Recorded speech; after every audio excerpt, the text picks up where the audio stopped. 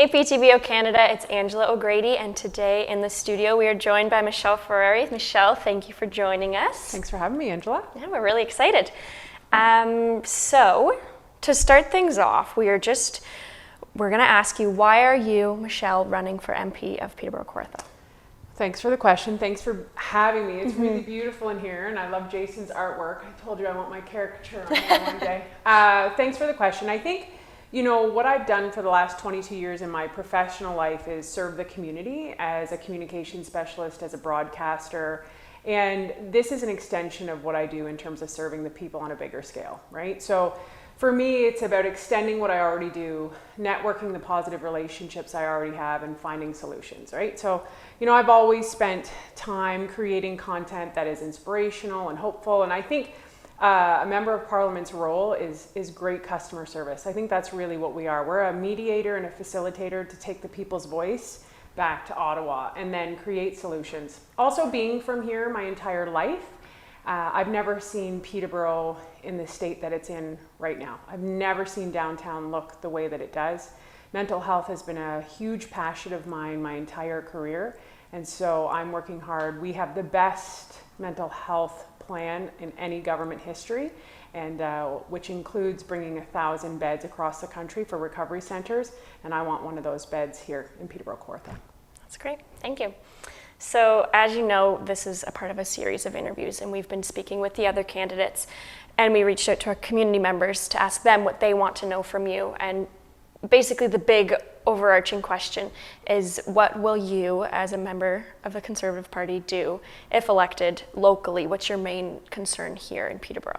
Well, I probably just answered it in my opening statement. That is my primary goal right now, and I think the other thing is, so my primary goal is to help with mental health. I have, you know, lots of friends who are first responders who work in paramedics, fire, police, and their shift consists of dealing with drug overdoses, of dealing with people who are struggling with mental health, and it's just a revolving door. There's no solution in place. One paramedic told me the other day on his one shift, he responded to 13 calls.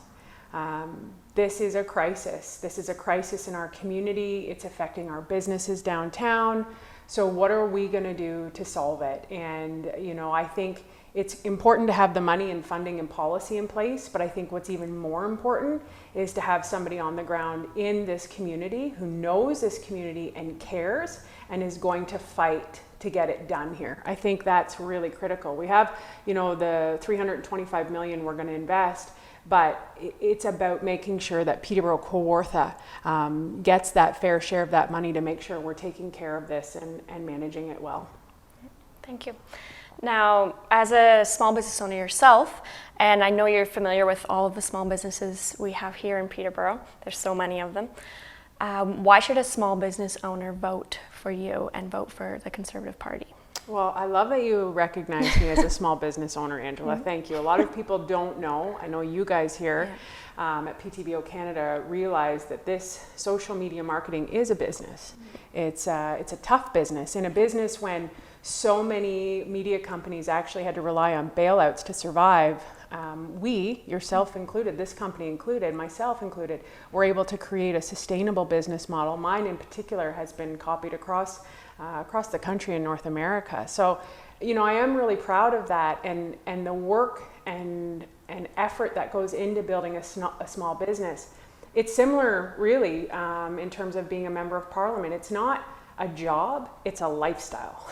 It's blood, sweat, tears. You put everything you have into that business. And I think, you know, to have somebody who truly understands that and understands what you're doing on a day-to-day basis, how long it takes to make any money, like how long it takes to build it up and to survive and to create a sustainable business model and to have a voice that represents you is me, because I have that experience and I know exactly what you need and I know exactly how to support you. So I think that's why I would be the best voice for Peterborough-Kawartha for small businesses. Great, thank you. Now, as we emerge from this COVID-19 pandemic that has taken such a toll on small businesses and everyone, what is your party's stance on what we're calling the vaccine passport? This is a great question, and I have seen the most division I've ever seen in my life in this riding. You know, never mind door to door, imagine coast to coast what this is doing for our country. And, you know, I absolutely love what our leader, Aaron O'Toole, said about this. And he believes, as we all do, that vaccines are the most effective way to beat this virus. But the reality is that you can't shame people or force people who've historically maybe not had the most positive experience with our public health. So you have to build trust, and you have to have a streamlined system in place to ensure that everybody is being safe and keeping everyone safe. You know, and I'll give credit, the Liberals approved a rapid test that is effective right now. You know, are we making that accessible? Are we doing that?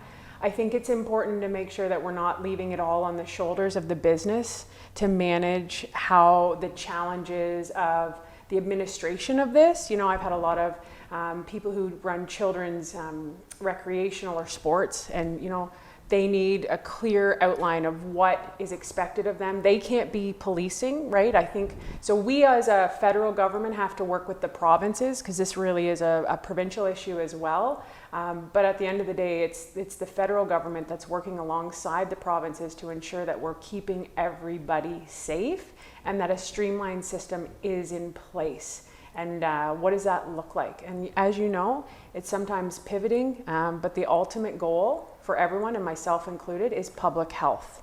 So, you know, nobody wants anybody to get sick. Nobody wants anyone hurt. So we have to be doing everything we can to make sure that small businesses are doing that as well, and to keep the protocol in place. Now, when we reached out to community members, something that we noticed we were getting a lot of feedback on was the housing crisis that is happening in Peterborough. And everyone is concerned about where do we go from here. So what is your party's and yourself's plan to address that here in Peterborough? Well, Angela, you look pretty young. I'm not going to make any assumptions about your age, but I'm going to guess you don't have a house yet. I do not have a house yet. Pretty hard to get one, isn't it? It is. Yeah.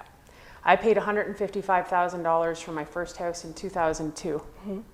It's now selling. This is a fun story. I drove by it. It's on Tower Hill in Peterborough. And I drove by it one day taking my kids to Taekwondo, and a Michelle Ferreri sign was on their lawn. And I was like, oh, that's really serendipitous. That was really cool. So I stopped and I knocked on the door and I said, hey, thanks, that's really cool. And he said, this house, we bought it for over $600,000. Wow. So we have a major problem on our hand because you can't dip the housing now. You can't go backward because the people who've invested in this market can't lose that equity. We have a supply and demand issue. This is basic economics. So if we can open up the supply, which our party is going to do, there is amazing builders in this community who know how to get the houses up, you know, and that's what we're committed to doing, is letting them get those houses up. We need to increase the supply, which will in turn balance the demand. And we need to get the economy stabilized. We need to recover the economy, which is what our plan is to do, so that the cost of living comes down, but also wages are able to come up. When we have a healthy economy and you have cash flow, business 101, you can invest, you have a sustainable model. So we're gonna stop foreign buyers as well. This is a really big issue. You have people coming in offshore, no conditions, they're outbidding people, cash offers, that's gotta stop. We also need to look at somebody like yourself, a first-time home buyer. What are we going to do from the mortgage perspective? So we need to increase that mortgage amortization, you know, up to 8 years, so that it gives people a lot longer to do that. The other thing is small business owners, myself, it's very challenging for a lot of us to get a mortgage. We're often penalized, including real estate agents. So the Conservative Party of Canada is going to be working with the BDC to ensure that they will guarantee the mortgage as well, which is great, and it doesn't put anybody at risk. So I think there's a lot in place of what we need to do, but I think here on the ground in Peterborough, Kawartha, it's about opening up access for builders to be able to get these houses up. That's really critical, supply and demand. Great, thank you. Now, this election as a whole, climate change has been a huge focus. And it's also been a huge focus with people reaching out to us with their questions to ask you. So what is the Conservative Party's stance on the climate change, and how will you address it here and federally? Yeah, so it's a huge issue, and it's not a national issue. This is a global crisis. The atmosphere doesn't care about borders, right? So we have a lot in place to do this. I mean, reach achievable emissions, and I think this is a really important conversation that people don't want to have, but it's important. Achievable targets are critical. Often when we solve one problem, we can in turn create another one. So, if we want to drastically reduce emissions, which we need to do, that's ultimately going to, impact our transportation sector, which is a massive contributor to our economy, right? So what are we going to do? Well, we have to unleash innovation. We have to invest in green technology. We have to invest in electric vehicles. We have to be forward thinking.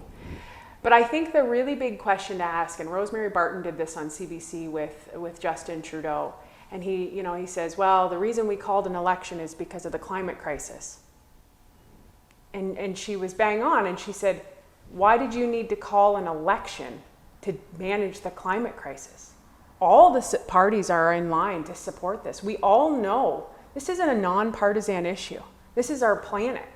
So why did you call an election? We have to do better, and calling an election that's costing $610 billion is ridiculous. Absolutely ridiculous. Yeah. Thank you. Now, to wrap this up, Michelle, we're asking all of the candidates, why should someone living in Peterborough and Kawarthas, why should they vote for you and vote for the Conservative Party? I love that question. I think it comes down to who you are and your intention. I think at the end of the day, when you are a member of Parliament, the people come first. They have to. At the end of the day, no matter what party I represent you first. I went and I knocked on a door that had another, party sign on their front lawn. And they said, why are you knocking on my door? I said, because if I don't know you, if I don't know what you need, I can't do the job as member of Parliament.